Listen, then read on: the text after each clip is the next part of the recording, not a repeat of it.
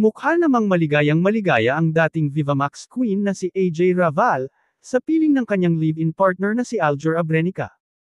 Kamakailan lamang ay ipinakilala na nina AJ at Aljur sa madlang people ang 3 nilang anak at 2 pang anak.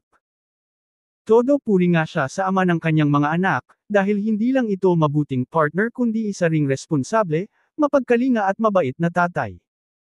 Matapos umamin ng celebrity couple na may 3 na silang anak, matapos itang ginoong una ay magkakaiba ang naging reaksyon ng madlang people.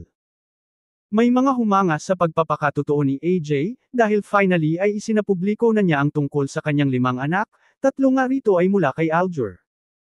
Meron namang nanghusga pa rin sa magjowa, dahil nagsinungaling pa sila noong una about their kids, at late na raw ang pag-amin nila sa katotohanan.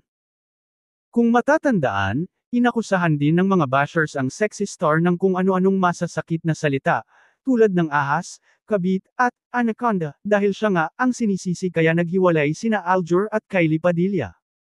Sa panayam ng Fast Talk with Boy Abunda, sinabi ni AJ na talagang na-hurt siya sa pagtawag sa kanya ng kabit, kasabay ng pagde-deny na inagaw niya si Aljur kay Kylie.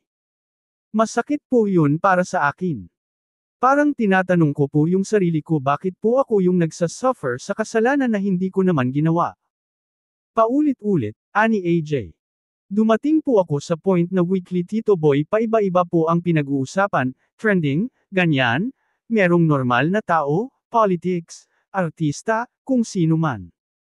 Naisip ko, hindi naman sa akin umiikot yung mundo, so ba't ako magpapaapekto? Kaya deadma na lang. Dagdag pa niya, hindi ko po gagawin yun kung may kinakasama po si Aljur. Hindi po talaga. Napagbintangan lang ako.